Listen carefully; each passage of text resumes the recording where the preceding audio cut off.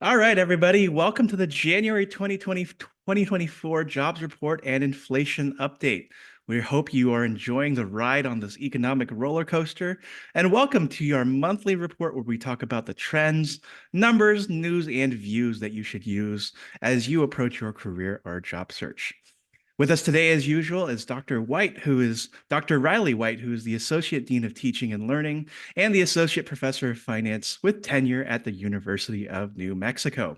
He joins us every month here to take your questions, provide some hopeful answers and insights, and really see into the crystal ball where the future is as it relates to your job, the economy, and all of our money. So without further ado, welcome back, Dr. White. Peer into your crystal ball and let us know what you're seeing this month.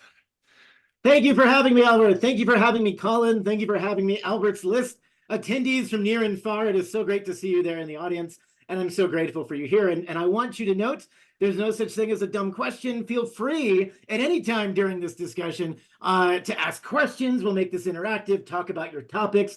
I might be able to answer that. I might not be able to answer it, but it usually starts a good conversation. And if I can't answer it, Albert usually does. And so I think it's going to be a very exciting time. So as you can see here, this is our jobs report remember, we're always a month behind. So they just released the data for January this month. So we have our Albert's List January jobs report. In tandem with technological development, I have AI generated Albert's List headquarters right here or over there. In San Francisco, which is possibly the worst rendering of San Francisco I've seen, not least from the multiple Transamerican pyramids or even just the nature of there's inconsistent bridge work over the bay. But, that is the nature of AI.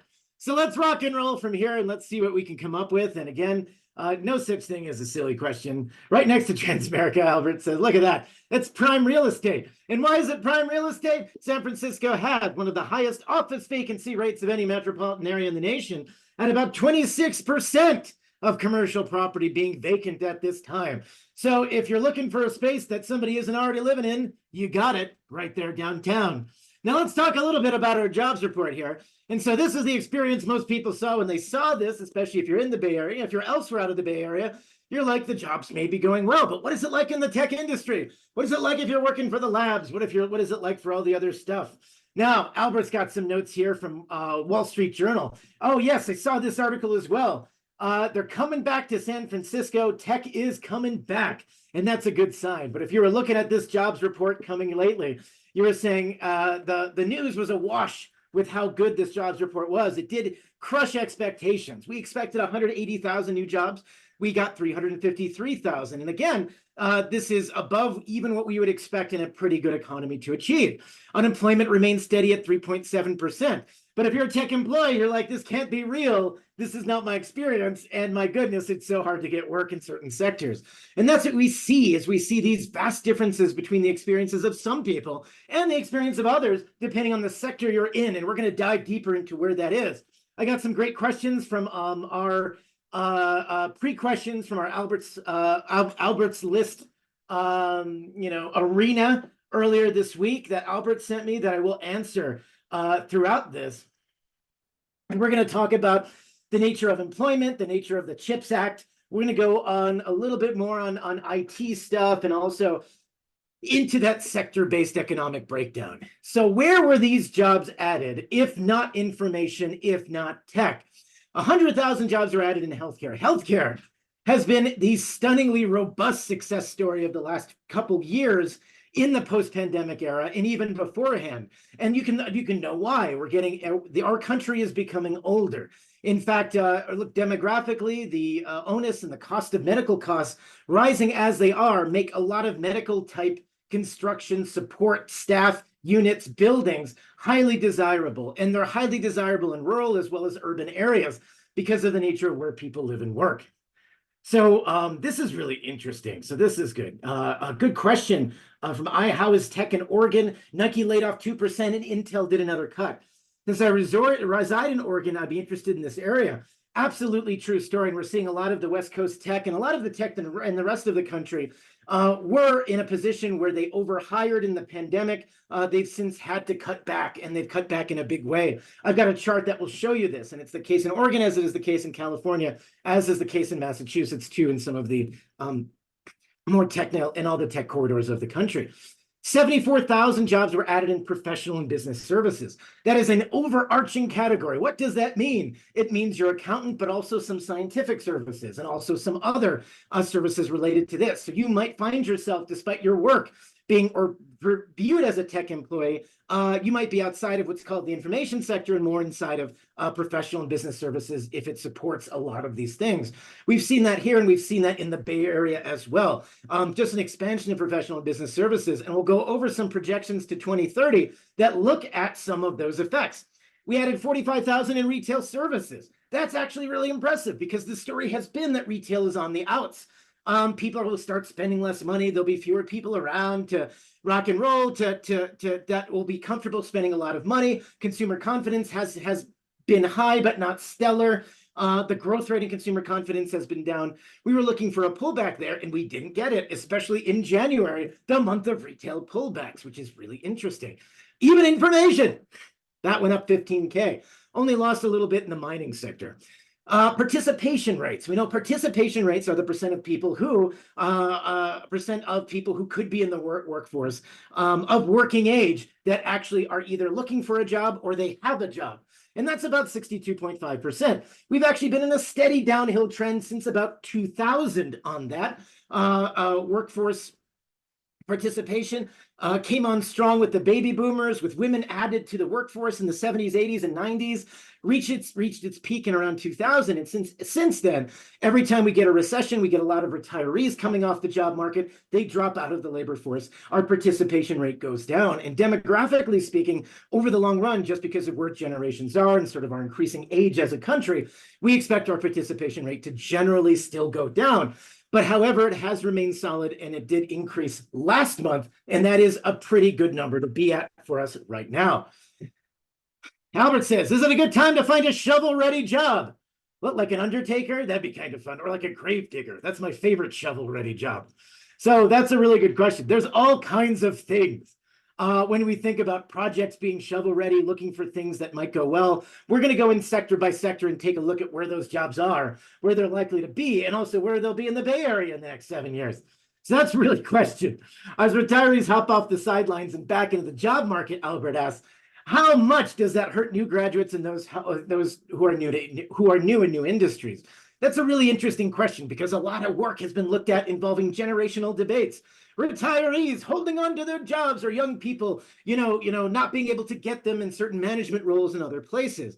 We do like to see succession in generations. We do like to see progression in jobs.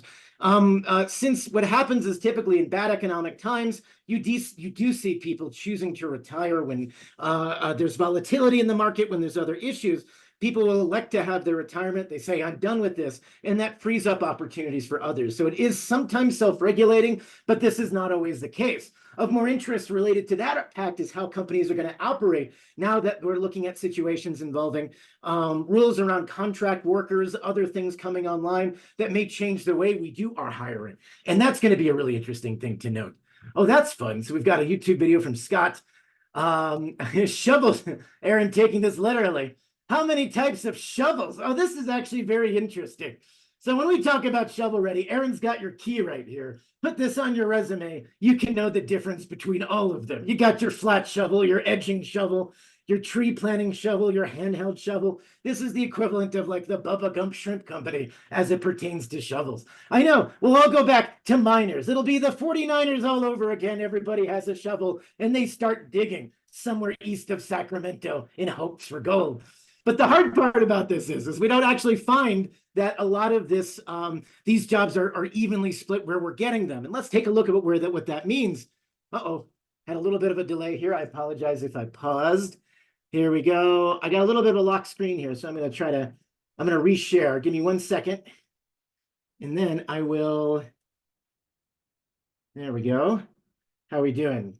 We see that? Good, maybe not. I might be actually, unfortunately, Let me try one more thing. Looks like my PowerPoint presentation has locked up. So boo to that. So let me X out of this, and while we talk about that, give me 1 second while we fix this technical error. Oh, there we go. Okay. There we go. Sorry about that. Am I back on? Yeah, your video started up again. Oh, sorry. My apologies. So thank you so much. I apologize. Had a little bit of an issue. Let me get this here. We're coming back online. Let me reshare. Sorry about that. We have one manual crank internet provider, and we're just here, so I apologize. Anyway, so where are these jobs located? What's happening to these jobs? We can still hear you. Oh, you can't hear me. Oh no. I mean, we can still hear the video. The video. I can see the video. I can see your screen and I can hear you. So I can still, or maybe I've clicked something here. I didn't actually click the video, which is even weirder. What's going on? everything's working for me. Okay, is it good? Thanks, guys. Oh no, Mariah can't hear any video. Good, thank you. That's good. There's no video. There's no video on my end. That's great. Here's a video of me lecturing to you about different videos. Thank you. All right, so let's fix this. Technical error. Sorry, I have hand crank internet. I got my 9-year-old son's over there. He's cranking the internet just to provide us enough power. He runs on a very large hamster wheel. The lights flicker sometimes, and that affects my router. Oh, look at this. Aaron dropping the agglomeration effects in DFP geographical distribution for industrial productivity is not even. Bam. Take that. Excuse me. Take that, world. So where have we added jobs? So in the last month, between December and January, we saw healthcare shoot through the roof. Healthcare has been so strong. Business services have been strong. Retail services were strong. Government hiring has also been very good. Now, usually the government hires well in recessions, and it does poorly when compared to private sector businesses in good times. Transportation is, after kind of a few months of being relatively disappointing. We overinvested in transportation following the supply chain crisis. We've seen since a lot of that start to come back. Educational services, leisure and hospitality, all up, with the exception of mining and logging. So double check. Maybe that's why these shovels are so cheap that Aaron provided us as a potential source. So we look at this. One of the things we look over here is what has happened since February 2020 on the right-hand side. Where have jobs been and where have they not been? So where we are net from February 2020, and this is courtesy of the Economic Policy Institute, to January 2024. We have added, since before the pandemic, 1.5 million jobs in professional and business services. That is an extraordinary number. We've also added 1.3 million new jobs in healthcare, 777,000 in transportation, and 500,000 construction jobs. There is some question about how the CHIPS Act actually resulted in increases in manufacturing. It actually has in certain sectors, and we'll show where that is, specifically around chip plants and associated accoutrements. And down the line here, the only 3 areas, other services, mining and logging, and leisure and hospitality, have net fewer jobs than where we were before the pandemic. That is a good sign. But notice that information right here, if you're looking at tech in general, the tech increase in information of 125,000 jobs is not something, it's not an incredible sum, and it's not something that you can pat your backs and say, my goodness, it's been great. Of course, there's been layoffs and it's been a big deal, and I want to validate those experiences. So coming on down the list, there's a couple other ways to look at this. All kinds of ways to look at the jobs report. And one of them is Challenger data, which has a different look at job layoffs. And they provide this nice little chart that shows us where excess job layoffs are occurring. So excess meaning or excessive job layoffs relative to the rest of the country. In the South and Midwest, we have had fewer layoffs in the last couple months than we have seen typically. But notice that in the West, which is in red, and the East, which is in green, we've seen more or disproportionately higher layoffs than we typically find in an average month. During early part, especially December to January, all of those layoffs that we saw across country were disproportionately located in the West due to the concentration of tech. And that's what this chart shows us. So this section here, the danger zone of where tech started releasing jobs, has gotten better. But it is not, we're not out of the woods, but it is a localized phenomenon, and it is driven by a lot of what we've seen so far. Questions about this? What do you guys think?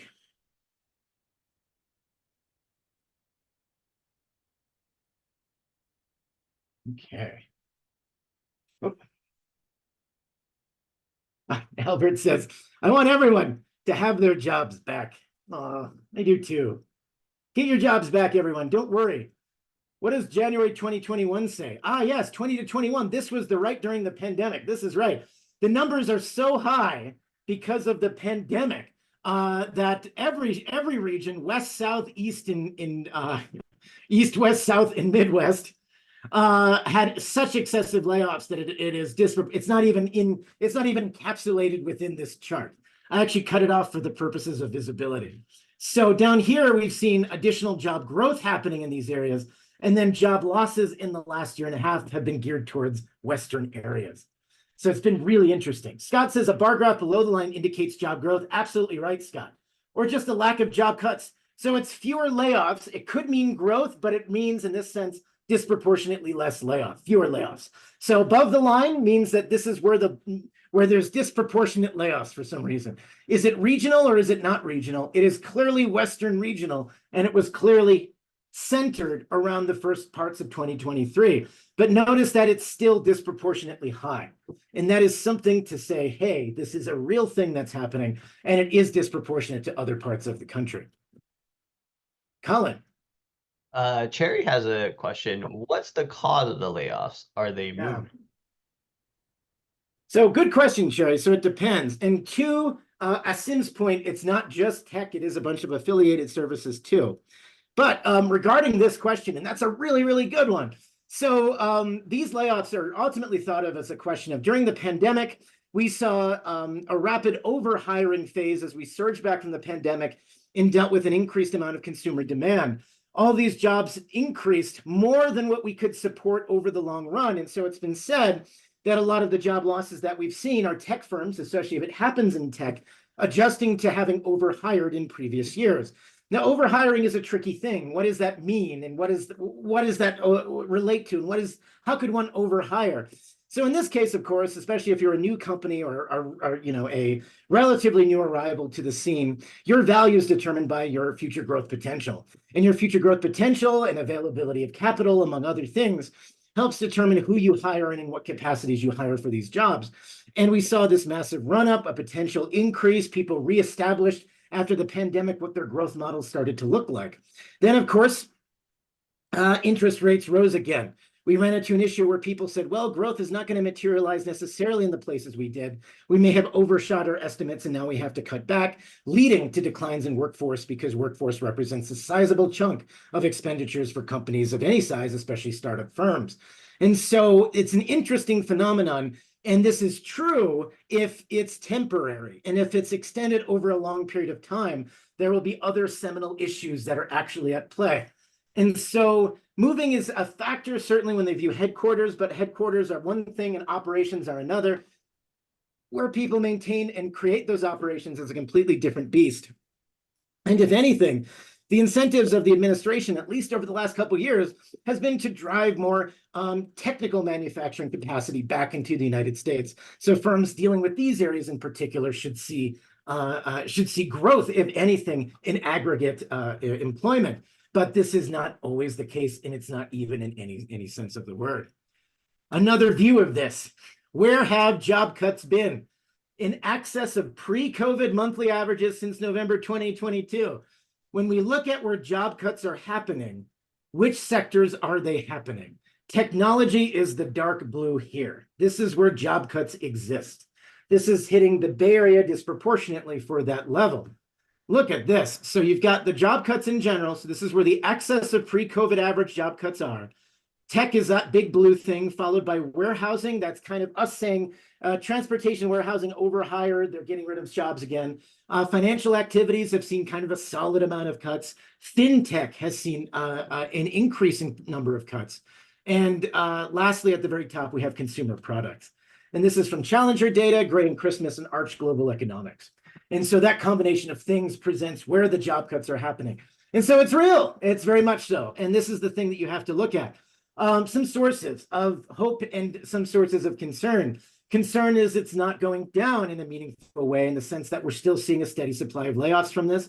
But the good news is that it's not increasing in magnitude by any means.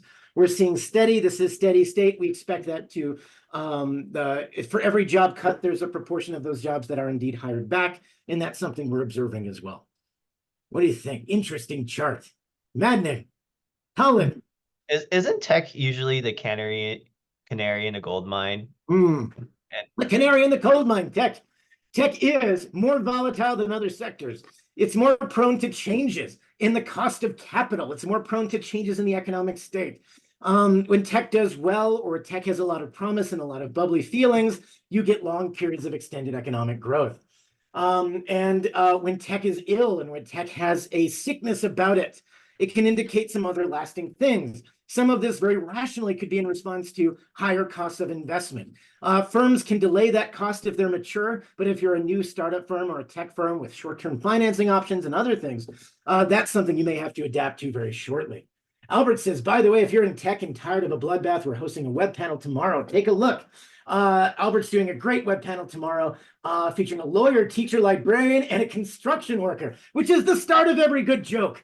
So I appreciate that. That's going to be excellent, especially hearing different perspectives from each sector. Harold says, can you explain the last column, please, January 24? So Harold, that's a great question. Even though we saw aggregate job increases of 353,000 across the country, where we've seen, if we sort of normalize that to the amount of job cuts we see in a typical month, we have seen excessive job cuts in certain sectors, around 300,000, and this shot up slightly. We saw increases in particular in financial activity job cuts that drove much of that excess job cut number. And so that gray area, that gray bar increased in size, which means we saw greater amounts of financial activity job cuts.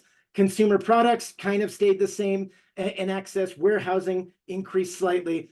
Technology increased very slightly, but it is in a significant way. It is more sensitive to the macro environment. Absolutely correct. Sean Riley. Oh, Sean is here. This is great. A medal for Sean. Good work, Sean. A minus.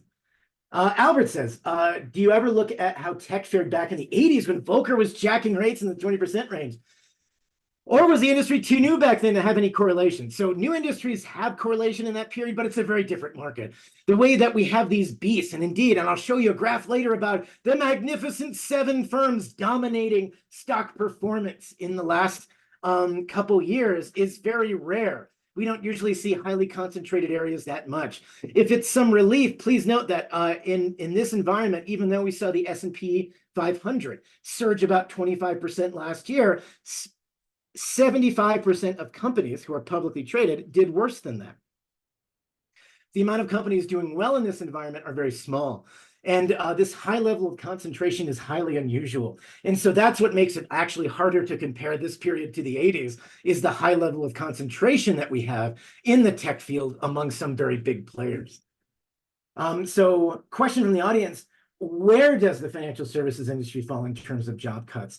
It has been remarkably inconsistent. And as we can see here, in terms of cumulative job cuts in excess of pre-COVID averages, it's the 3rd biggest industry after warehousing and technology. But if we look at the performance over the last 2 years, the financial services sector in particular has been really struggling at hiring and evaluating new employees and keeping those employees meaningfully. There's a lot of competition in banking, but then at the same time, banks themselves are exposed to high risk levels and have engaged in much more conservative hiring processes in the last years. Other startup financial services firms have shown promise, but in this market, which is a very competitive market, they're finding it difficult, even when they should be making money, to make the type of money that, say, Wall Street expects. And so we're not seeing hires, and indeed, for like Citigroup and other places laying off thousands and thousands of workers, this is a really, really big deal. And it's still happening. And a lot of that is driven by the way consumers are choosing to keep, spend, and allocate their time in financial services. Regis says, is the introduction of AI as part of the major reason why technology has a major increase in job cuts? But why fintech does not follow the same steps? And that's interesting, and it depends on how it's valued. Fintech is by nature a much smaller industry, so it won't have the same number of job cuts as tech does. Tech has been around for a while. It's got millions of employees. Fintech is a much more nuanced sector. But because we're still seeing excess job cuts here in fintech, I would actually argue they are still feeling it. And they're feeling it in a really big way. And fintech as a whole has come under pressure from they've had a lot of different factors at play. An increase in rates made a lot of banks vulnerable who held long-term securities, but it made fintech also in a place where before they could dominate and acquire new deposits by offering just marginally better rates than what was out there at the time, that rate environment, as rates have increased, has become more competitive. Fintech has responded with a bunch of new products and services, but the market as a whole has not necessarily bought them. And so it's a competitive market in fintech, and we're seeing it affected too. It's just a small industry, and I think it's still following the same steps, Regis. I really like that question. So, Oh, great. Does yeah, Colin, warehousing increase actually mean anything here? increase. What does it mean? It means there's more job cuts in excess of averages. Yeah, but if So, yeah, warehousing is getting excessively average job right. cuts, does that also mean anything? Like, Well, it's true. It's one thing if things are doing well or not doing well. And are we seeing more layoffs than we should or not, or fewer layoffs than we should? And is it concentrated in different industries or not? So it does require benchmarking, Colin. And to your point, benchmarking can be a mighty arbitrary endeavor.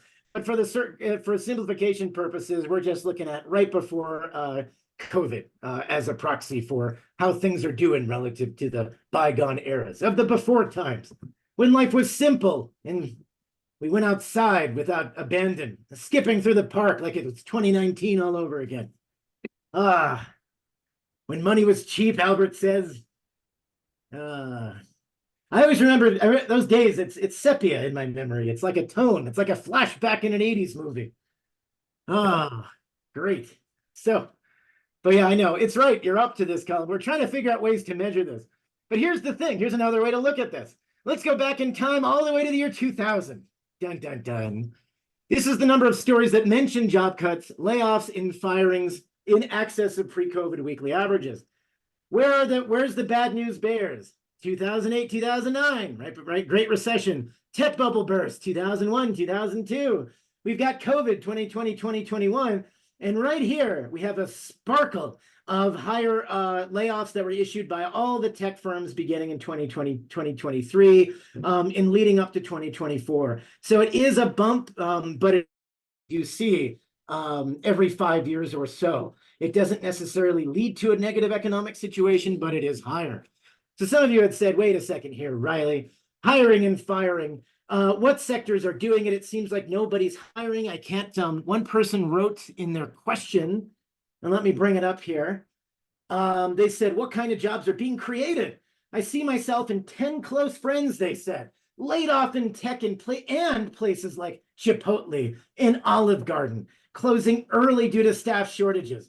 Now that unemployment has been low for a while and the Dow hit a record high again, are we no longer worried about a possible recession? And is the upcoming election keeping us from being certain?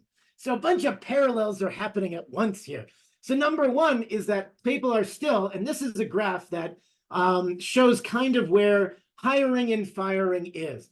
Quit rates are on the bottom graph. Hiring rates are on the left axis. Quit rates are on the horizontal axis.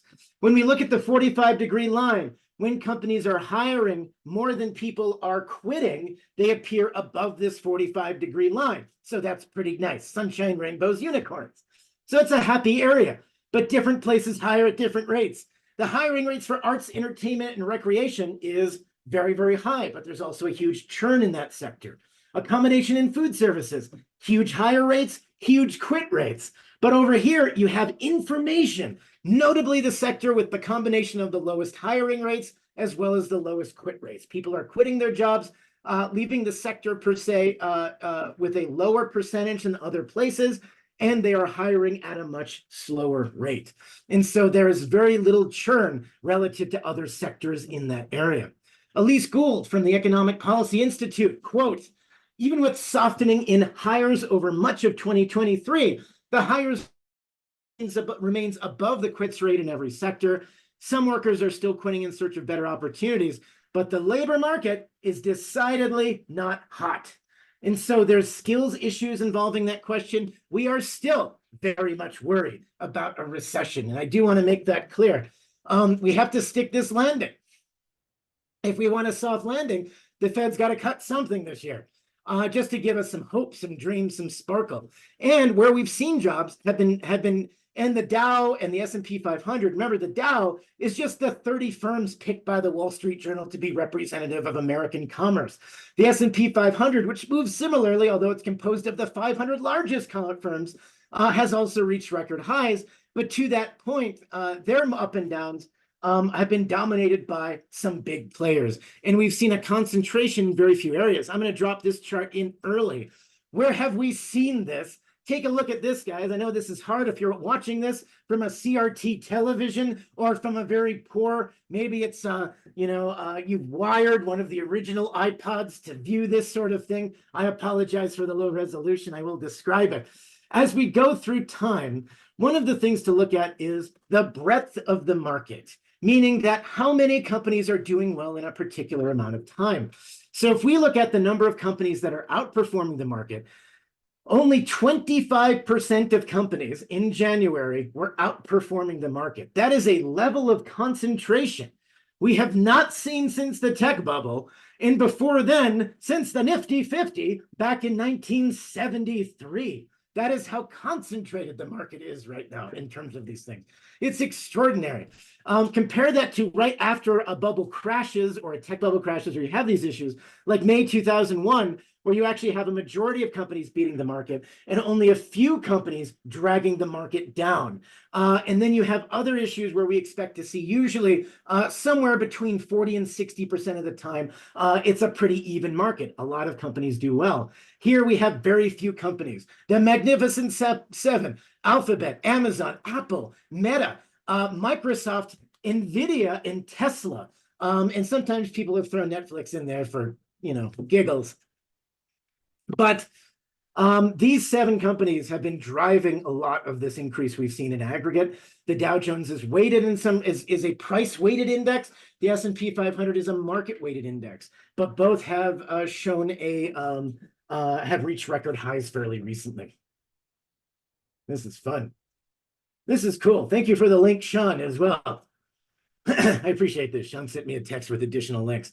So we haven't seen this level. This concentration doesn't mean we're in for a recession per se, but it does mean that the economic prosperity is not being shared in the market. And don't just merely look at the S&P 500 as a gauge for the economic conditions at play. But now we're cooking with Crisco, or at least something substantially less valuable. So let's take how we've been overall as a country. There's also been differentials. And so shout out to Scott out in Wisconsin. Non-farm payrolls have increased just 1% since 2020 in Wisconsin.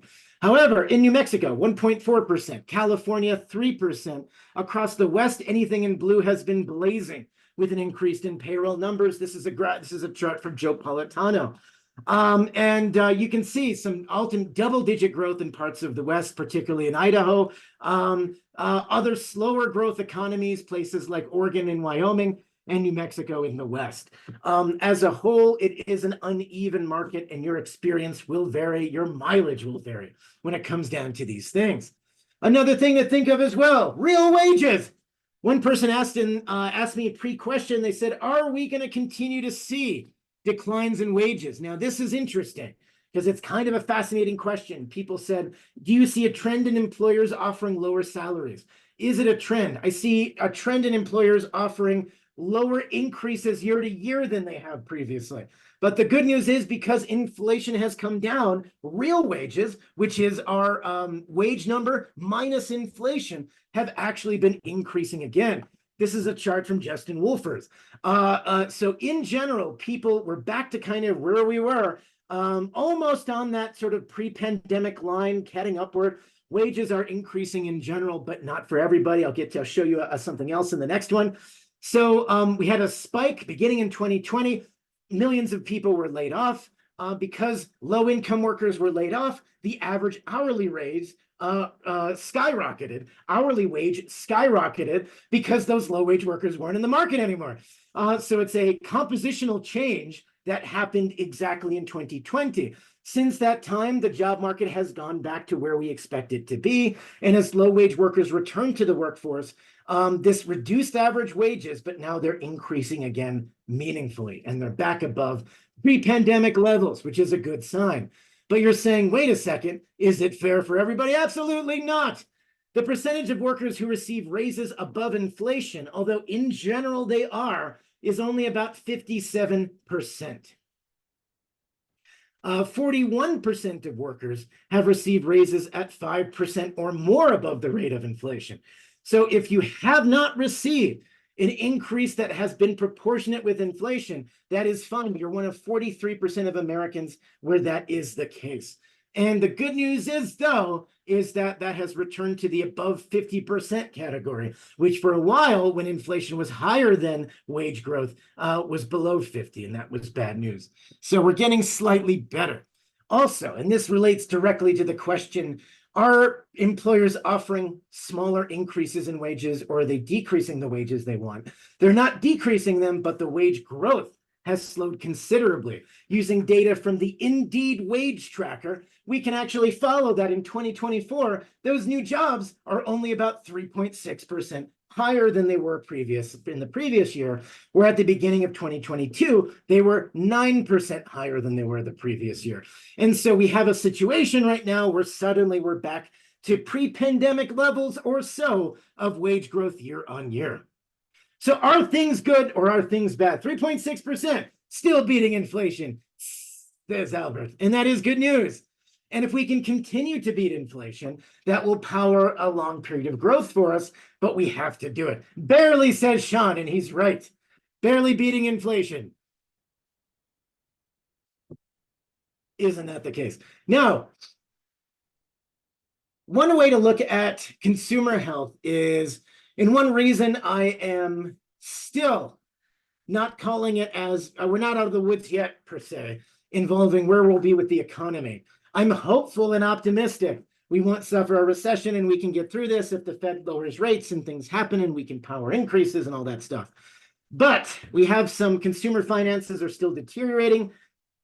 In Q4 data, credit card debt delinquency went up from 4% to 6.4%. Still comfortably below where we were in 2007, which is the worst possible benchmark to render yourself against. But we are seeing increases in delinquency across the board, auto loan debt, even mortgage debt going up slightly. The big difference, of course, is prior to the 2008 Great Recession, the big issue was mortgages. Mortgages represented a huge chunk of the consumer debt burden, and those were failing. Here, mortgages represent a small chunk of the consumer debt burden because most people have held on to dear life to low interest rate mortgages that they received prior to the last year and a half. That means that when we do see deterioration in credit quality, it's not coming from mortgages, it's coming from credit card debt and automotive debt, home equity line of credit, things like that. Home equity is actually doing okay. Mortgage debt's increasing slightly, and student loan is doing okay, but student loan's kind of a tricky number because of unique aspects of it as it pertains to debt, and losses. Aaron notes that we need to hold rates all of 2024 until housing inflation drops before 2.5%. That's right. I agree with that. Also, credit quality is declining in most areas and is particularly an issue in low and middle income households in particular. Not a surprise, but it is a big deal. The average auto loan payment. Most of us, as we found out, can't decide when our car decides to explode meaningfully on the highway or catch fire or blow smoke or do any of those things or end up, hopefully being able to pull over safely to the side of the road. I've had all manner of vehicle explosion in every meaningful way. To get a new car loan right now, the average payment is about $739 per month on a new car, which on average costs about $49,000. Credit card debt has reached $1.1 trillion. In the West, across most states, they'll find that the percentage of people who entered into a car payment of more than $1,000 per month, because a lot of that's driven by trucks, is 20% or higher in many states. So it is fascinating to see this, particularly for depreciating assets. Even though the auto loan market is like this, we are seeing that inventories among auto dealers are starting to increase. That poses well if you're looking for deals on a new car, which haven't really been existed in the last couple of years because of low inventories. But inventories remain still much lower than where they were. And there isn't a rush or an emergency for a lot of car dealers to get rid of that excess stock. But overall, we are seeing kind of a deterioration in this market, fewer people buying, more inventory. This does create a better consumer picture in the future, and it's fascinating. Aaron notes, don't buy a new electric vehicle or truck, but a used crossover. Dirt cheap, 15 to 30K for a used crossover. Aaron Scott, I got one too. Maybe I'll put one. I'll sell you a 1981 Jeep CJ7. I'll put it on it's in a bunch of concrete blocks on my front yard. Yeah, Aaron, that's the spirit. I'll let it go for an even 25 grand. And I'll have it lined. I'll have your initials lined out in sequins and super glue as an added touch of tip customization. Colin. Do these delinquencies have any chance of contamination or 2000 contagion? Yeah. For lack of a better term, 2008? Oh, every deterioration of credit quality has the seeds to be something much bigger, Colin.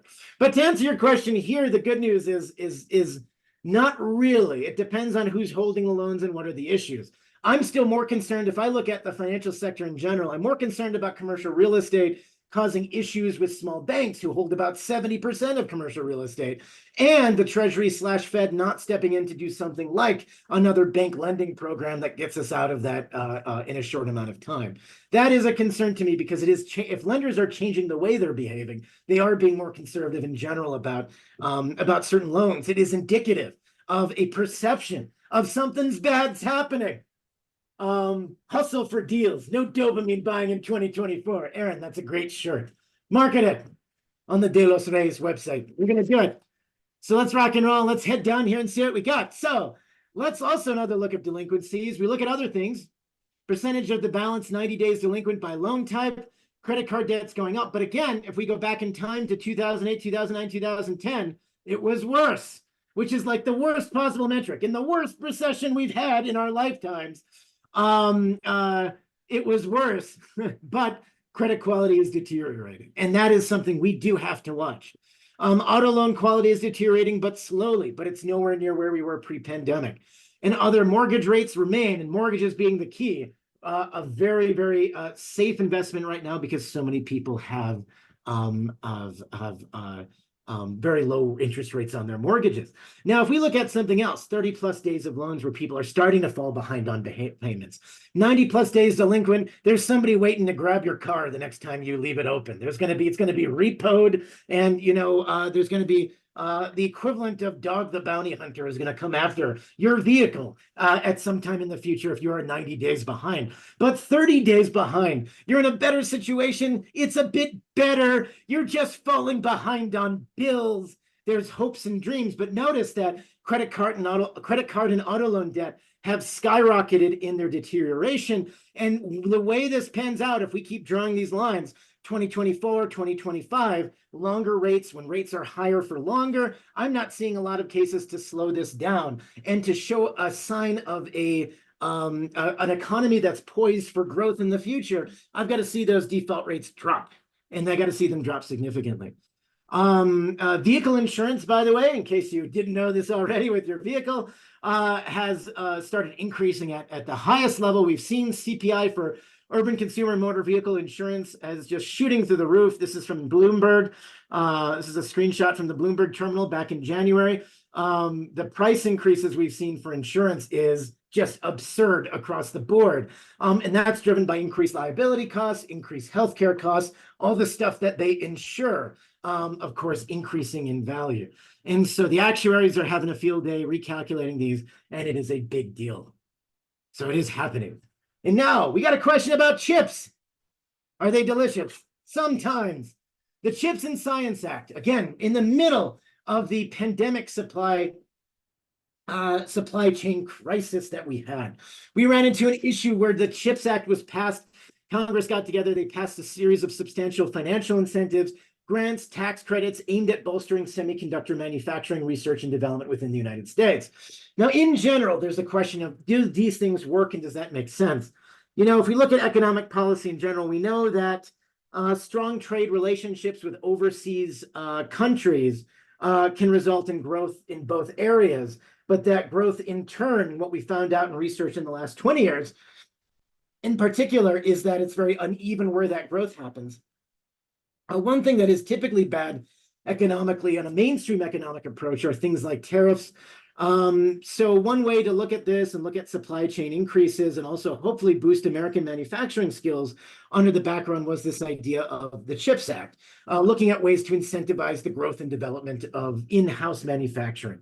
And so one question I got from Albert's list was, you know, does this stuff actually work? Does this package actually create an incentive that we can show demonstrates an increase in some level of construction? Even though, you know, we look at, say, how the government looks at this, and the spend out analysis really shows that we'll see a lot of additional spending in billions happen in fiscal year 25, 26, 27. We're still ramping up. We actually do see that. And when we look at data on US manufacturing construction spending, computer and electronic manufacturing now makes up more than 40% of manufacturing construction. So you can see that since 2022, we've seen this rapid expansion in computer, electronic, and electrical work. So incentives, if calculated correctly, do have meaningful effects that increase certain things. And this is really, really tricky. Is this sustainable, and will it produce a situation that will build up infrastructure over the long run? That is still very much an unknown question. So I says I laugh because half the inventory for microchip manufacturing machines went to China for my previous company, and so many cancellations in the USA. I know. I'm so sorry. I did a jog right before I did this, and I always cough after I jog. But he's absolutely right. And so many cancellations in the USA. You're absolutely right. So is this necessarily the best policy? The best policy would be if the US and China could somehow reach you know, a wonderful, magnificent, you know, self-affirming trade agreement. But because both countries view each other suspiciously and with questions of this, we've got this instead. And so this is better than probably if you look at the realistic outcomes of a geopolitical framework of where we stand right now in this year and how sort of countries think and operate. This is actually a pretty good outcome so far. And I expect that if spending continues, or the spending rollout continues through fiscal year 25, 26, 27, as it is intended to do, we should see continued investment in these areas. But they're not going, of course, to the Bay Area because no one wants to build a new factory. Some people can, where it's very expensive to build a factory. It is going to other parts of the country. You know, you're looking at Intel. You're looking at Intel expanding in places like New Mexico. You're looking at other states getting in and cashing in on this rush to build and provide incentives for this sort of manufacturing construction spending. And speaking of chips, Albert says, AI, NVIDIA earnings tomorrow. That is going to be a ride. We're going to see what happens there. That's exactly right. And Albert says, it'd be nice if Governor Newsom would give like a 30-year tax break for these factories like Governor Abbott does for Texas. Texas is competitive on a tax basis alone for the incentives it provides other companies. Aaron points out the CQA is a building killer. Oh my goodness, that is absolutely true. I appreciate it. I looked up also what Aaron was provided some additional data and resources on this, and this is not a degradation to the California Environmental Quality Act as a potential or what it was intended to do, or look at the sort of situation in aggregate and say, hey, this is a bad idea. A lot of very well-intended legislation can have downside effects. And one of them is how even when you start freeing up building regulations like California has done in a very meaningful way, you get mired in lawsuits over CEQA and other related funding and operations. It is being weaponized. Absolutely right, Albert. By NIMBYs, and that's a problem for a lot of people. And so people will shield themselves with this. And again, one thing California needs to do is it needs to build more, and anything that it can do to build more within, you know, of course, even within the areas that are already developed and allowing those buildings to be built, will have meaningful impact on making it a more livable, higher, denser place, but also a more livable place in terms of providing more affordability for people who are looking to buy houses, places being more flexible and providing jobs in other places and being able to build factories and other things. It's a big difference, and it's happening. So that's very good. The ISIS of development, Aaron. This is good. This has been such a fascinating conversation to see. And even Californians know it, but that's the hard part is you have this act that of course is being used for all the wrong reasons. Also, if you go to this came out in a German newspaper looking at construction spending, Bauinvestitionen, for things like factories and other things in industries. And you can see that when compared to Germany, even, who has a reputation as being a very a country with a lot of high quality technical factories employing a lot of different folks engaged in highly technical factory work. And you compare that to the United States, who typically has not provided that relative to countries like Germany or Taiwan or South Korea. To see the United States invest so much in this has been just an extraordinary amount of funding. And now, of course, Aaron's right. Germany's sideways economically. They're in a really rough spot with Europe. Sean says a literal poison pill CUQA has been, ironically, absolutely true. It has really poisoned the area and made it very possible for a lot of lawsuits to really halt building things meaningfully in the state of California. So office real estate, rent versus vacancy. So in general, one thing of concern also is the availability of commercial real estate and the increases we've seen in vacancies. Vacancies have reached one of the highest levels we've ever seen, about 20% across the country. And that has slowed office rent growth. Some of that, of course, due to COVID area pandemic restrictions, and some of that due to building use and the nature of how we use our time. Where do we have the highest amounts of vacancy rate in the United States? Number 1 is Detroit. Number 2 is Houston. Number 3, San Francisco at 24%. Then followed by Seattle, and you may be surprised to note Austin as well at 21%. Where do we have the lowest office vacancy rates? Places like Boston, constrained in 46 square miles, Boston is. Tampa, Miami, Philadelphia, and Charlotte have maintained very low office vacancy rates. GDP growth, year on year. At least Detroit's number 1 in something, says Sean. Oh no, poor Detroit. Real GDP growth, year on year. Bummer about the West. When you look at this for Q3 2023 numbers across the board, California disappointing at 2.5%, but New Mexico doing okay at 4.3%. Across the board, Wisconsin also disappointing at 0.4%. Rhode Island at 1%. A lot of northern states not doing particularly well on the real GDP growth year on year. And population flowing to certain areas and oil money flowing to certain areas like Wyoming, North Dakota, eastern New Mexico, and Texas. As well as Texas's other many industries that have shown exceptional growth. Scott points out the Madison office vacancy rate continues to outperform the national average, 5.7%. That's very impressive, Scott. So it's really hard to get a job in Madison, get not a job, a office in Madison, highly competitive place. So when you're looking for your next tech startup, please consider other Wisconsin cities in that situation. Where do you go for that? Oh man, go to the Wisconsin. You know, Wisconsin Dells. I visited that in November once. That was a terrifying experience. And then, of course, you know, you've got Milwaukee. Yeah, you got a Sheboygan. That's what you need. You need an office in Sheboygan. There's always room in Sheboygan. Albert says they're going to open a cheese-making business in Madison. Offices may be hard to come by. How could Boston's vacancy rate be so low, Harold asks? A lot of that is due, they have a very consolidated downtown and incredible amounts of building restrictions. Aaron just pointed that out too. We actually looked at this, Aaron, not me personally, but Harold, but when we compare Boston and Houston, Boston is actually an extraordinary thing with the amount of land use, building codes, and building restrictions that are at place. One issue is this paper looked at, you know, which city is more segregated, Boston or Houston. Surprisingly to many, it was actually Boston. And about 60% of that the authors found in this paper from about 10 years ago. 60% of that difference or increase in segregation was driven by higher amounts of building codes, other things that prevented infrastructure from being built in certain areas or neighborhoods from being, you know, revitalized in certain ways. And Houston didn't have that, nor am I advocating that people look. Houston also incidentally has lot size limitations and other things. I'm not advocating that Houston is also delightful either. Very interesting. Can't build a building taller than the 54 stories, John Hancock. That's right. Albert says, what's going on in Wyoming to drive 7.3% growth? What's the deal here? Is it cattle ranching? Is it business financing? What is the deal? Wyoming does also produce oil, but I don't know to what extent that contributed to that.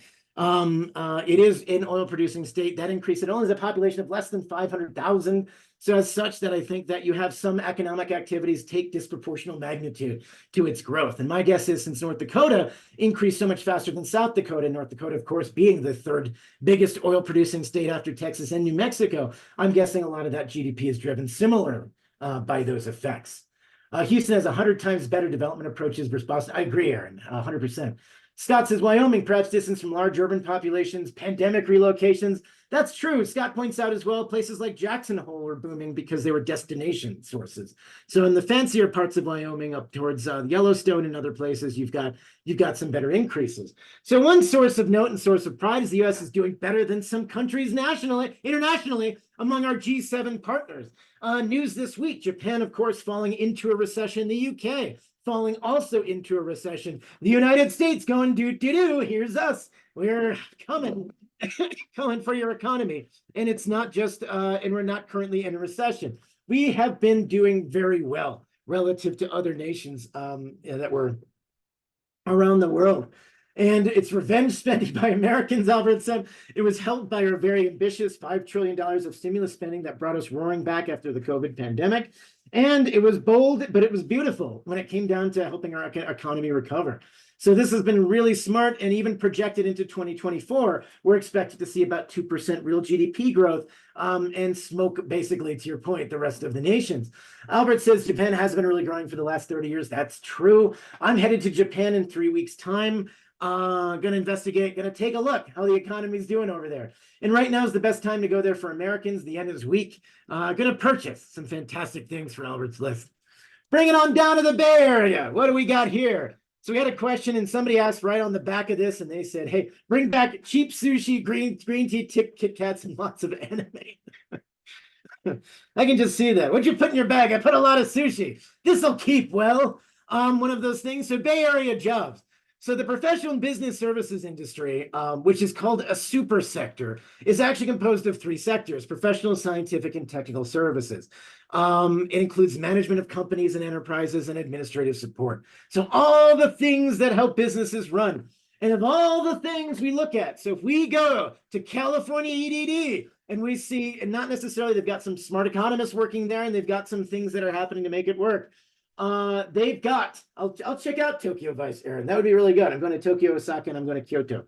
But one of the things that we're going to pan out, or one of the things that we're going to look for as it pertains to employment projections in California through 2030 in the Bay Area. So across the board, we're seeing professional and business services, whether you're on the peninsula, whether you're in East Bay, whether you're down in San Jose, you're going to be seeing increases through 2030 of these type jobs. Everything that supports services that support company workings are the biggest sources of growth in the Bay Area. And somebody asked, what are the opportunities for the Bay Area in the next few years? And I trust the economic projections here, and they're pretty good because they've called the first couple of years, I think, pretty well. They've called trade, transportation, and utilities is always going to be a big deal in the East Bay. Going down the other side, government's also going to be a big deal there, but so across the board will be healthcare. Information, not necessarily a stunningly high growth sector when it comes to increased employment by 2030, even as projected a couple years back. AI boom, I think, will contribute some of this. Kate points out, why hasn't the AI boom led to more new job positions? That's a really good question. Right now, especially from an investment perspective, we saw a massive surge of AI-related venture capital spending in 2023. Some of that will pay out, some of it will not. Some of this depends on the nature of how that payout works. We've got this cool thing that a lot of people don't know how to allocate well, or a lot of people don't trust to use. I suspect it will be a very long-term phenomenon that will continue to power startups over decades. Example being, Kate, think of telephone operators. So we developed the technology to not know telephone operators.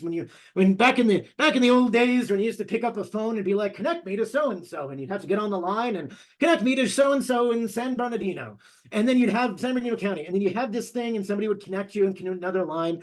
So we developed the technology to fix that in the 1920s, yet operators were still hired and employed until the 1980s.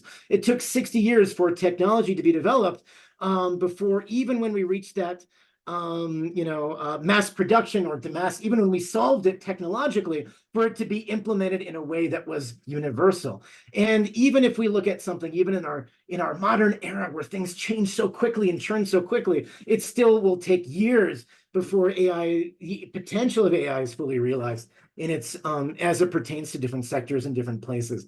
But I suspect we'll still see VC money. We'll see a lot of employment here, and I think that is offsetting some of this risk. But we're seeing also AI being employed by the same companies that are laying off people, and the nature of what they choose to lay off is them retooling to invest in other places for future growth down the line. I love the question. Aaron says sunk cost of technical debt has a capital lifespan of decades. Exactly right. True, too. That's a great question, Kate. That's a great point, Aaron, too. So think about it this way. So things in the area, you're going to see growth here, which is nice. Telephone operators did not move to answering fax machines. That's true, said Scott. They now own highly competitive office space in Madison. Albert says, be a company that supports Bay Area companies. That's true. If you've got professional and scientific services, it's been great. And the good news is we've added, and I believe this to be approximately correct, because when these projections came out, we have since added 1.5 million jobs to the country in this sector. So it's a big deal. Serve lunch, run errands, recruit. Unfortunately, it's a lot of uncertainty. One thing I want to point you out to, in case you've seen this, this is a couple years back, but flowingdata.com, a shout out to, which is kind of a really interesting website. If you're looking for jobs across sectors and want to figure out where people can work outside of where you're currently working, one cool thing about this website is it shows you, by Nathan Yao, it shows you a whole bunch of companies that people work at with those same skills. So you can type in human resource managers. I typed in business professor and I got educational services, and that was it. So I am stuck. But in the meantime, the rest of you have hopes and dreams. So take a look at this, find out where your transferable skills lie as you approach your job search in the next few years. Very cool website. And although this post is about a year old now, it is something that I found particularly interesting. Yes, Doctor, I could be an ed tech, customer service and sales. Here's what you need to buy. The problem is, Albert, I got to believe in the product to sell it. And I am very cynical when it comes to educational technology. That's right. I'm mining. That's more me. I'm going to look for gold in the mountains. I'll be up there. I'll be there. I'll buy some land somewhere in the middle of nowhere, start digging, and we'll do it. Some geologically impractical thing. Sheep. Sheep are my people. I was in Wales last summer. I was related to half of the sheep. Marcia says a cheesemonger. I know. Cheese? You want cheese? What do you got? We only got cheddar. So back on this, we got San Francisco. We've got San Jose. What's happening in the Bay Area when it comes down to jobs? And so the good news is both areas finished off the year with a solid 4% unemployment rate, higher than 2.5%, which is when tech is screaming. You see 2%, low 2s an unemployment rate in the Bay Area. 4% is higher, it's substantially higher, and represents a local decline of sorts. Now, where we've seen growth and where we've seen losses, we're still tracking behind significantly in the information sector in both places. Both hiring remains down 4% and 3% in both places relative to last year. And I'm related to everybody. I'm not commenting on that, but man, it's good, you know. Yes. So, we're losing. There's places that have not done well, despite an increase across the board in professional and business services. We're still tracking slightly behind in both areas where we were last year. But the good news is hiring in the last month, they added 400 jobs in San Francisco, and it's been relatively even in San Jose. We've seen growth in leisure and hospitality over the last year. We've seen growth in education and health services. We've seen growth in non-farm employment in total, and a small amount of growth in manufacturing. So it's been solid, it's been even, and it's something to watch. But one thing that we're waiting for, the rising tide that lifts all boats, will be if the Fed lowers rates meaningfully, allowing for an increase in economic activity, reinvestment in certain places, areas that the tech area will benefit the most from. Education and health services hiring up 6% in San Francisco.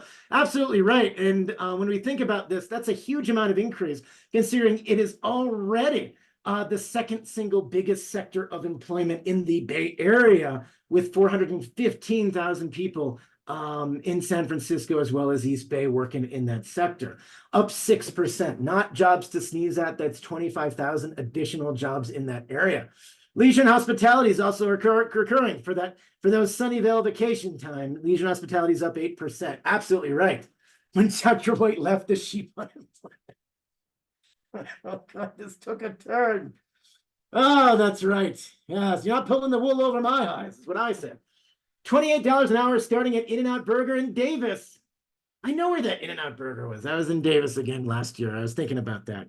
I think I was at that In-N-Out Burger. 28 bucks an hour. Dr. White, what percentage drop in tech layoffs could we see for the lack of spending power to spread to other industries? People not going out to eat, foregoing healthcare services. Interesting. How much of a percentage drop of tech layoffs would we need? I like that this is, so if tech layoffs happen, this implies causality. Would we need to see for the lack of spending power to spread to other industries? So the tech industry employed tech workers supporting the rest of the United States. That's tricky. I think what happens is a lot of people will get employed by other sectors if that happens, and there's a lot of space in there. I think if retail spending comes off 5%, we're going to see job effects that are meaningful. If consumer spending drops 5%, we'll see effects that are meaningful. And I think that's an aggregate number.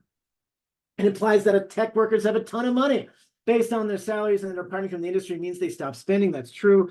The question is, do they stop spending forever? Do they work in other places? Most of the time, they do find locations and sources. And I know, I feel like most of my siblings are employed in some tech industry or another, with as a senior research analyst, or as another person. My sister is working for a tech startup, employed mostly in a space where she is compensated almost exclusively in a huge amount of equity-based options that will pay off magnificently or not, depending on the future of the country. Kate above asks, all posters in San Francisco say that AI and green startups are the new gold and the new reality. That's true, but it's highly competitive.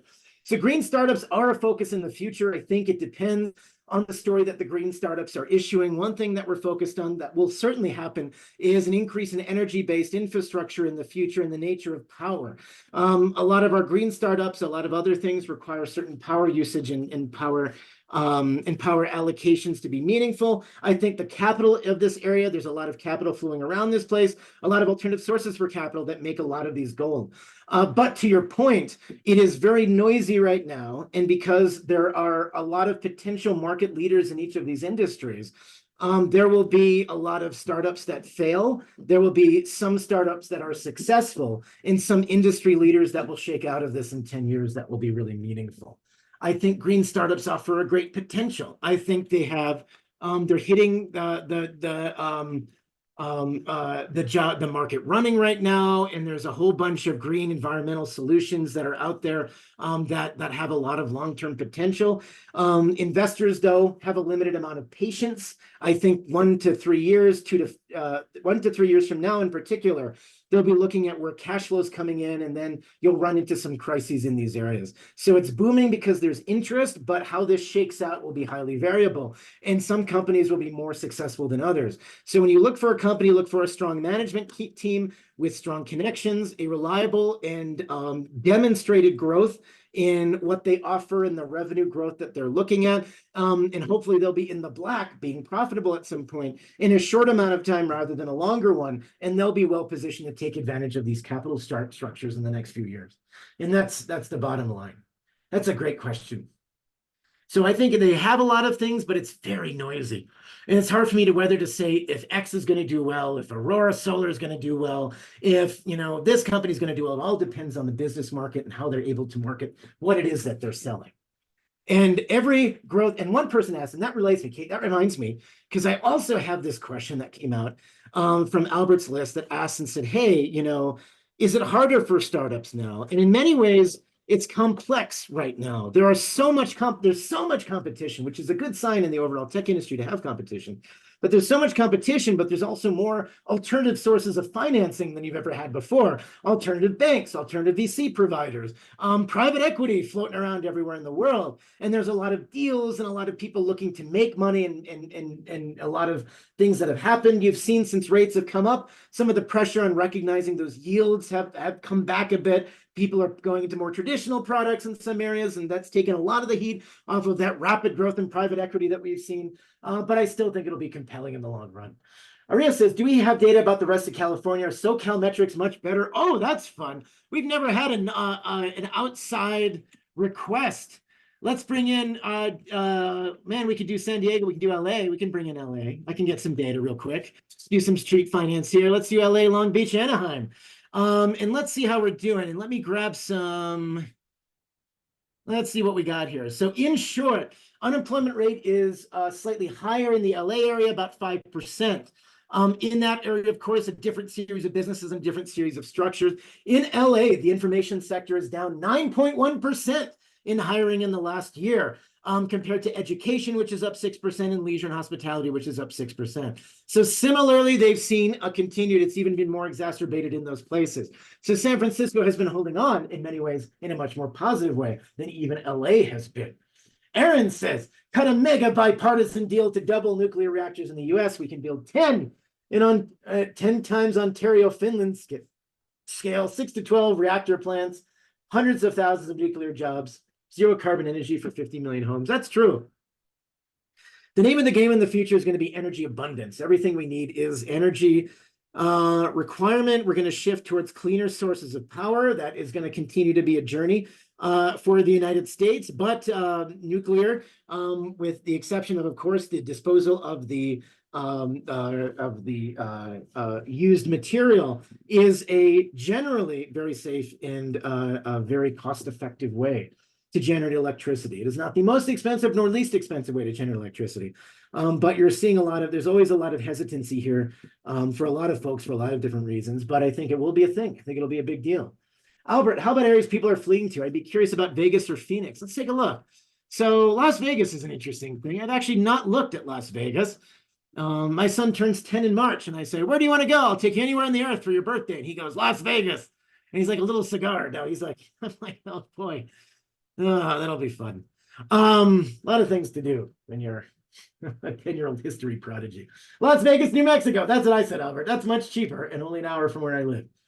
So let's take a look at this. So Las Vegas in general, unemployment rate about 5.3%. And I can share this for the cheap seats too. We can switch gears. Those of you who elect that. So this is a request from Albert to take a look at some things.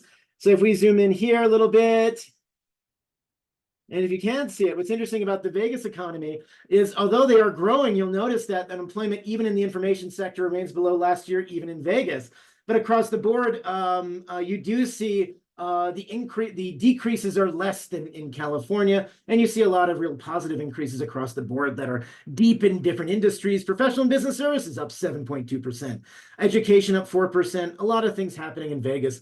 Not least their labor force is also increased pretty substantially, but their unemployment rate also remains quite high. And you see a lot of more seasonality in unemployment in Vegas. Interestingly enough, you see a lot unemployment go down in winter and go up in summer as tourist traffic comes in and out, depending on circumstances. And as well, we got this as well. So other questions, man, this is good. Bill Gates, good link from Scott around energy creation and nuclear projects. I like that link. Oh, Aaron was in Vegas for the Super Bowl. You went to the Super Bowl, Aaron. That's excellent. Aaron, how come you didn't hook us up with tickets? Sean says, I'm not sure I read this, but I read that people fleeing California are typically lower income. Reason they posted was that if people can't participate in higher income sectors such as technology, they opt out and leave. That may be true. I can look into that. That's a really good question. Oh, there's a question from Alexander. What about layoffs in IT sector? Are there some projections to 2024? So we are expecting that layoffs in the IT sector will level off. And how that actually results in future income or future potential is still very unknown. I suspect the key for this, Alexander, when you look at the questions here, will be whether or not the Fed lowers rates. If the Fed lowers rates meaningfully in an effort to push investment back into the economy, you're going to see a lot of deals. And think about it this way. The Fed controls one rate, overnight lending to large banks. So when they lower the rate, that has a ripple effect on the rest of the economy and can lower other rates as well. But one way to view it is the cost of doing business, the cost of investment. And so if the Fed were to lower rates, that would make a lot more projects that are currently not feasible because the rates are less. So that's an intriguing portion. And I think then with lower rates, we would see a shift in tech. But if rates remain high for longer, we're going to see the opposite effect. And this is really fun. Aaron says, best friend won the lottery as a Raider season ticket holder. That's amazing. Aaron, great job. Good choice of friend. Albert, the beatings will continue in tech until morale improves or until rates go down, which the Fed is hesitating on because they're the Fed. I actually have a question on that. So last year we saw 3 banks fail, and I think one of the reasons cited was the rates went up. So will we see similar consequences as the rates go down? Like, Yeah. I see what you mean. So the interesting part is, so we saw rates go up, which led, of course, to a few banks, Silicon Valley being one of them. We had 3 combined bank failures whose total assets actually exceeded the number of banks, the total asset value of the banks that failed in 2008. So we had these 3 giant bank failures that happened because they held a lot of very long-term assets. And these bonds, what happens is when you own a lot of long-dated bonds and rates go up, the price of these bonds drop. And so because nobody wants your 0% bonds anymore, they want to buy the new 5% bonds. So as a consequence, they were sitting on all these unrecognized losses.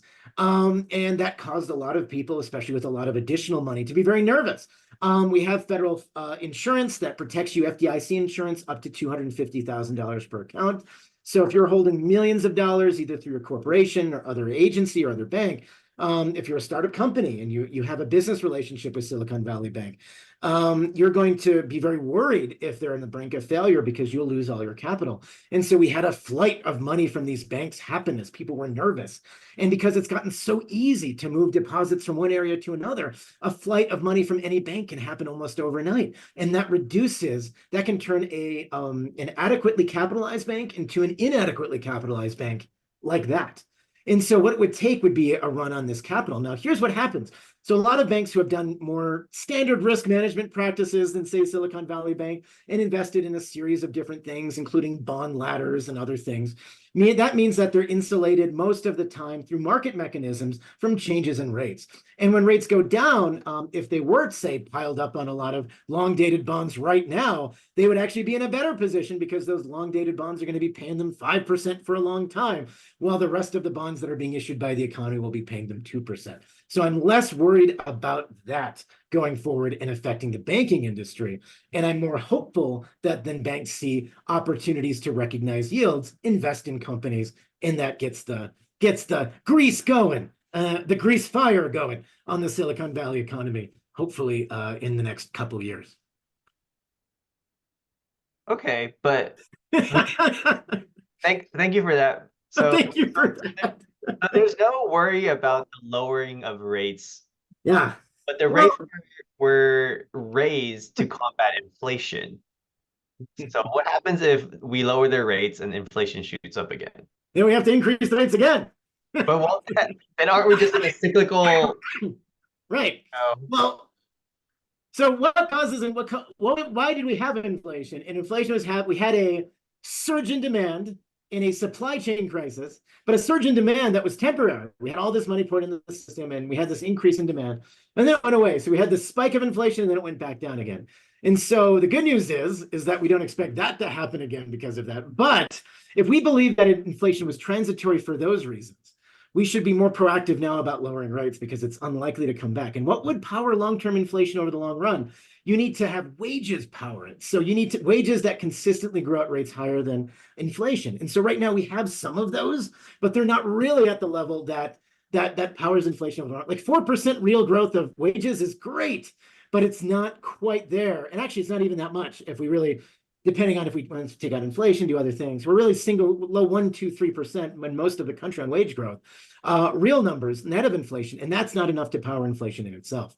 But I mean, I guess I still remain asking if inflation was transitory this whole entire time, why don't we just lower, interest rates back to 2% and let the economy ride?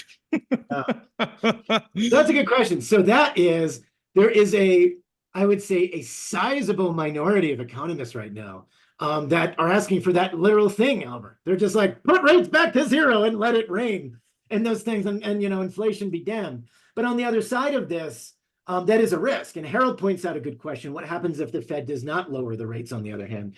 the risks to the economy are longer. We'll continue to see deteriorating credit quality, and the risk of a recession is higher if we don't lower rates in the long run, particularly since we've gotten a handle in not just the inflation rates itself and saying, oh, inflation did spike a little bit in January. But if we look at other CPI metrics and other metrics, it's actually gone down pretty significantly and has been around the 2% barrier, particularly on year on PPI, other places. So that does bode well for us going forward. So it's going to be really interesting how this pans out. Aaron says we have a 6 trillion wall of cash. Is that what you? That's what the other people out there, they spend it on Super Bowl tickets. Albert Cullen, Cycle Lucy writes, Kodiak Robotics is also creating self-driving commercial trucks right now as we're speaking. That's fun. That's cool. Aaron says why we need to keep rates high until structural inflation is housing is weak supply. Keep rates at 5.5%, which is stable for growth. That's true. Aaron's a favor of keeping it long for the long run. It is true. It does create other incentives for us that might be good in doing so. But you know, I think we can take a little bit off the top. That's my justification. What else you guys got? So with all these thoughts, I don't know if anyone else has any more questions. What advice do you have for us as we try to stick out this crazy topsy-turvy jobs market? And what do we look for in the next jobs report, and what do we separate from truth from fiction? All right. Things we look for. I'd like to see numbers above 200K in jobs in the next jobs report in February to show that January wasn't a fluke. And I would like to see us keep inflation under control. And I'd like to see us keep unemployment rate at 3.7% or lower. If it continues to tick upward, then we run into that SOM rule, which is that idea that sometimes a little bit of job increases can actually, sometimes you can have a very small percentage increase among other factors that happen in the economy to really be indicative of an economy that's in a greater element of distress. And that can be a feedback loop. We want to see the economy not deteriorate. That's what I'm looking for. My advice to job seekers is don't lose hope. Multi-skill. Double check your resumes. Make sure you've got all the things to rock and roll and be competitive out there. You are never too late to learn, never too late to consider. And many people, especially when confronted by these issues, who have known one thing or gotten lucky on the job market after college, had one solid job for a long period of time and were laid off or something happened in the long run, say, I can't find something else in this exact same sector. You are marketable in other sectors, even if you don't think you are. And the way that you maintain that, the way that you represent that, do your mock interviews, ask around, you may find your dream job in a place where you didn't expect it was. Ooh, I like that. That's simple, it's elegant, and it feeds right into the conclusion here. As I shared earlier, we do have a webinar tomorrow on whether it's actually time to quit tech for you or not. We will feature some non-tech careers in a Q&A format, so come and join us. We have 208 signed up for this particular webinar.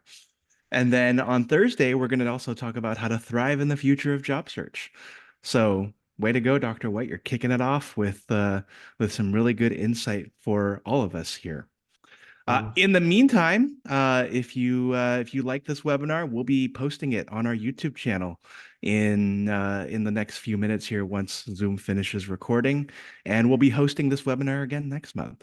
So feel free to come by, come back, ask your questions, and feel free to always share your insights and heckle from the cheap seats. With that said, thank you so much, and we'll talk to you all again soon. Bye-bye.